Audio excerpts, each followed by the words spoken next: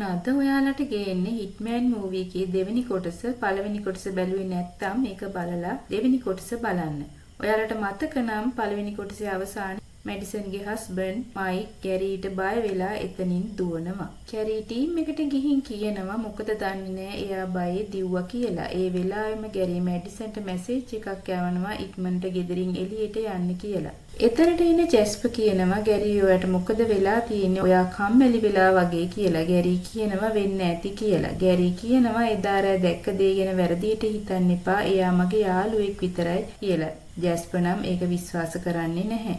ගැරී යනවා මැඩිසන් හමු වෙන්න. එයා මැඩිසන්ට කියනවා ඉක්මනට ලෑස්ති වෙන්න අපි මෙහින් කොහෙට හරි යමු. ඔයාගේ හස්බන්ඩ් මට සල්ලි දුන්නා ඔයාව මරන්න කියලා. ඉතින් මැඩිසන් අහනවා එහෙනම් ඔයා දැන් මරනවද කියලා. ගැරී කියනවා නෑ එයාම දැන් ඒක කරයි කියලා. මැඩිසන් කියනවා එහෙනම් ප්‍රශ්නයක් නෑ මම එයාට නම් බය නෑ කියලා. ඒ අතරේ ගැරී විශ්වවිද්‍යාලේ වැඩ කරන ගමන් ඉන්නේ. එයාගේ දේශනවලට ළමයි ගොඩක් කැමතියි. එයාලා කියනවා ප්‍රොෆෙසර් මෙච්චර හැන්සම් උනේ කවද ඉඳලාද කියලා.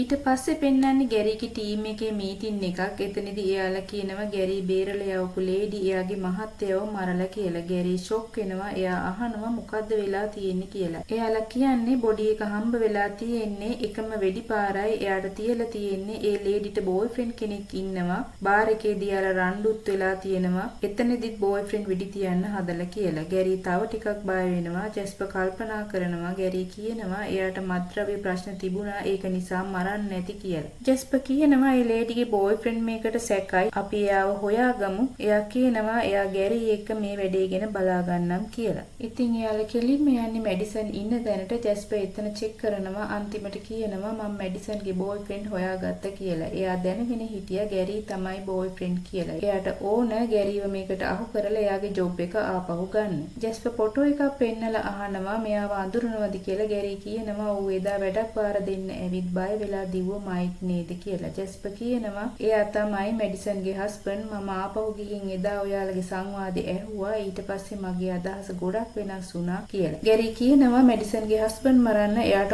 ඕන කමක් නැහැ කියලා. ඊට පස්සේ ගැරී යනවා මැඩිසන්ව බලන්න. මැඩිසන් අහනවා ඔයා මොකද 아무තු විදියට බලන් ඉන්නේ කියලා. ගැරී අහනවා ඔයාගේ හස්බන්ඩ් මැරිලා කියලා ඔයා දන්නවද කියලා. මැඩිසන් කියනවා ඔව් පොලිසියෙන් මට කිව්වා කියලා. මැඩිසන් අහනවා ඔයා දන්නේ කොහොමද කියලා. මම පොලිස් මැසේජ් අහනවා ඒ වගේ මේක මගේ ඒරියා එක ඒ නිසා මම දන්නවා කියලා. මැඩිසන් බය වෙලා ඉන්නේ. එයා කියනවා මගේ හස්බන්ඩ් හොඳ කෙනෙක් නෙවෙයි. ඒත් මම එයාට ආදරේ කරා. මට තේරෙන්නේ නැහැ දුක් වෙන්නද සතුටු වෙන්නද කියලා. මැඩිසන් අඬනවා. ගැරී කියනවා පොලිසිය මොනවා කිව්වත් ඔයා මොකටද බය වෙන්නේ කියලා. ගැරීගේ මූණ දිහා බලාගෙන ඉඳපු මැඩිසන් කියනවා මොකද එයාව මැරුවේ මම කියලා. එහෙම දෙයක් නම් ගැරී බලාපොරොත්තු වෙන්නේ නැහැ. එයා අහනවා ඇයි ඔයා එයාව මැරුවේ කියලා. මැඩිසන් කියනවා ඔයා කිව්වනේ එයා මාව මරන්න ඉන්නවා කියලා. ඊට කලින් ඔයා කියලා දීපු විදියට මම එයාව මැරුවා කියලා. ගැරී කලබල වෙනවා. ගැරී දිහා බලන් ඉඳපු මැඩිසන් අහනවා ඔයා ඇයි කලබල වෙන්නේ? ඔයත් ඒකමනේ කරන්නේ කියලා. ගැරීට තේරෙනවා ඔක්කොම දේවල් අවුල් වුණා කියලා. එයා කියනවා මම ඝාතකයෙක් විදියට රඟපානවා විතරයි. කවදාවත් කවුරුවත් මරලා නැහැ. ඒකයි මම ඔයාව බේරුවේ. මම රහස් ඒජන්ත කෙනෙක්. මැඩිසන් පුදුම වෙනවා. එයා අහනවා ඔයා පොලිස්කාරයෙක්ද කියලා. ගැරී කියන්නේ පාර්ට් ටයිම් ජොබ් එකක් විදියට මම මේක කරන්නේ කියලා. මැඩිසන් අහනවා එතකොට ඔයා මට ලොකු බොරුවක් කළා නේද කියලා. මට ඕන උනේ නැහැ ඔයාව නැති කරගන්න. ඔයා දන්නේ මාව රොන් විදියට. ඔයා කැමති රොන්ට මමත් රොන්ට කැමතියි. ඒ නිසා මම ගැරීව පෙන්වුවේ නැහැ කියලා. මැඩිසන් අහනවා මොකද ගැරී කියන්නේ කියලා. ගැරී තමයි මගේ ඇත්තම නම කියලා ගැරී කියනවා. මම ඔයාගේ නමවත් දැනගෙන හිටියේ නැහැ කියලා මැඩිසන් කියනවා. එයාලා රණ්ඩු වෙවි ඉඳිද්දි ගැරීට එයාගේ ටීම් එකෙන් කෝල් එකක් එනවා. එයාලා කියනවා ගැරීට ඉක්මනට එතෙන්ට එන්න කියලා. මැඩිසන් නම් ගැරී එයාව අල්ලනවටවත් කැමති නැහැ. ඉතින් එතනින් පිට වෙලා ගැරී එනවා. පොලිසියට එතනදී ජැස්පර්ව හමු වෙනවා. එයාලා කියනවා මැඩිසන් තමයි මේ මිනිමරුවේ ප්‍රධාන සැකකාරයා වෙන්නේ කියලා. මොකද මාස 6කට උඩ මැඩිසන්ගේ හස්බන්ඩ් රක්ෂණයක් දාලා තියෙනවා ඩොලර් මිලියනයක.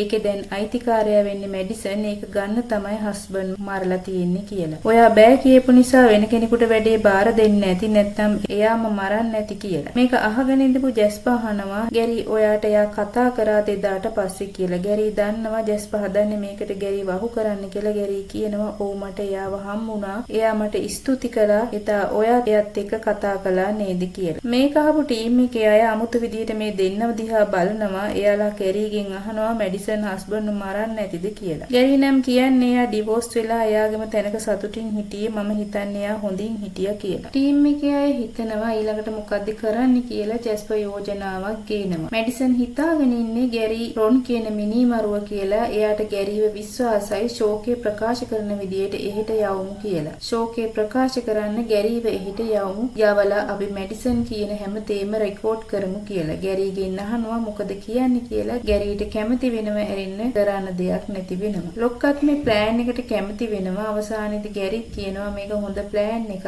මම ඒක කරන්නම් කියලා. එතනින් යන ගැරි එක ජස්පත් යනවා. එයාලා එතෙන්ට යන ගමන් ඉන්නේ ගැරිට නම් ප්‍රශ්නයක් නෑ වගේ ඉන්නේ. ජස්ප හදන්නේ කොහොම හරි මේ සම්බන්ධය අතටම අල්ලගන්න. රෙකෝඩ් කරන්න හැමදේම ලෑස්ති කරගෙන ගැරි එතනින් යනවා මැඩිසන් ඉන්න තැනට. ටීම් එකෙන් කියනවා හොඳ රෙකෝඩින් එකක් ගන්න කියලා. ගැරි මැඩිසන් ඉන්න තැනට යනවා. ගිහින් දොරට තට්ටු කරනවා. එයා දොර අරිද්දි ගැරි ෆෝන් එක පෙන්නනවා. ඒකේ ටයිප් කරලා තියෙන්නේ පොලිසියෙන් අහගෙන ඉන්නේ මම කියන විදියට වැඩ කරන්න මම ඉන්නේ ඔයාගේ පැත්තේ කියලා. මැඩිසන් කියන්න ඕන දේවල් ෆෝන් එකෙන් පෙන්නන ගමන් පොලිසියට ඇහෙන්න ගැරි කතා කරනවා. මම තාමත් රොන් අපේ කිසිම සම්බන්ධයක් නෑ. ඔයා ප්‍රධාන සැකකාරය වෙලා ඉන්නේ. දිගටම මැරුවේ නෑ කියලාම කියන්න කියලා ගැරි ෆෝන් එකේ ටයිප් කරලා තියෙනවා. ඒ අතරේ පොලිසියෙන් අහන්න ඕන දේවල් ගැරිට කියනවා. ගැරි ඒව අහනවා. මැඩිසන් ගැරි කියන විදියට උත්තර දෙනවා. අන්තිමට ගැරි කියන්නේ බැනලා එයාව එලවලා දාන්න කියලා. ඉතින් මැඩිසන් ගැරිට හොඳටම බැනලා ගැරිව එලවලා දානවා. දෙන්න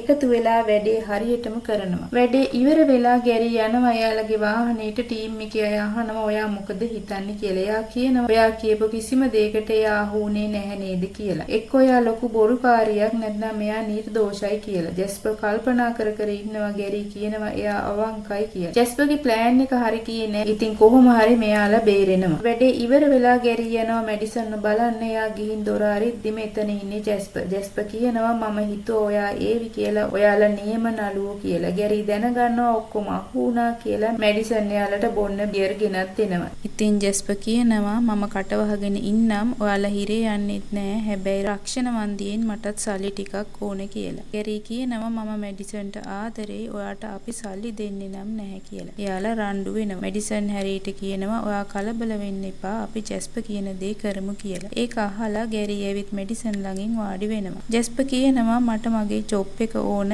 ඒ නිසා මම ඔයාලගේ පස්සෙන් ආවා. ඔයාලා එක පුද්ගලික තරහක් මට නෑ. ඔයාලව හිරේ යවන්න මගේ ළඟ ඕන තරම් සාක්ෂි තියෙනවා. මැඩිසන් එයාගේ මහත්තයා මැරුවා කියලා මම දන්නවා කියලා. එයා මැඩිසන්ට කියනවා ඔයාගේ මේ මිනිස්සයාට මිනිහෙක් මරන්න බෑ කියලා. එතනදී ජස්පර් ටිකක් අපහසුයෙන් ඉන්නවා වගේ පේන්නේ. එයා කියනවා රක්ෂණ සල්ලි තමයි ඔයාලගේ ජීවිත බේරගත්තේ කියලා. ඒත් එයා ටිකක් අමාරුවෙන් කතා කරන්නේ. හැරි මැඩිසන් දෙන්න බලන් ඉන්නවා මෙයාට මොකද වෙන්නේ කියලා. එහෙට මෙහෙට දනගාගෙන යන ජස්පර් එකපාරම සිහි නැතුව වැටෙනවා. මොකුත් හිතා ගන්න බැරුව ඉන්න ගැරි අහනවා මොකද උනේ කියලා. මැඩිසන් කියනවා මම ඉවරයි මට හිරේ යන්න වෙන්නේ කියලා. ගැරි අහනවා ඇයි කියලා. මැඩිසන් කියන්නේ ජස්පර්ගේ බියර් එකට මම ඩ්‍රග්ස් දැම්මා ඒව වැඩි වෙලා එයා මැරිලා කියලා. ඒ ජස්පර් මැරිලා නැහැ. ගැරි කල්පනා කරනවා එයාට හොඳ අදහසක් එනවා. එයා බෑග් එකක් ගෙනල්ලා ජස්පර්ගේ ඔළුව ඇතුළට දාලා ගැට ගහනවා. මැඩිසන් කියනවා පොලිස්කාරයෙක් මරලා අපිට බේරෙන්න බෑ කියලා. ගැරි කියන්නේ ජස්පර් කියන්නේ ජාතිවාදී ස්ත්‍රී දෝහි ජරාම පොලිස්කාරයෙක්. එයාට මෙහෙම වෙන්න ඕනි කියලා. එයාව කොහේ හරි වාහනේ මැරිලා ඉඳලා පොලිසියට අහු වේවි. එයාගේ වයිෆුත් මැරිලා එයාගෙන හොයන්න කෙනෙක් නැහැ. මත්ද්‍රව්‍ය එයාගේ ශරීරයේ තිබිලා අහු වෙයි. ඔළුවේ බෑග් එකක්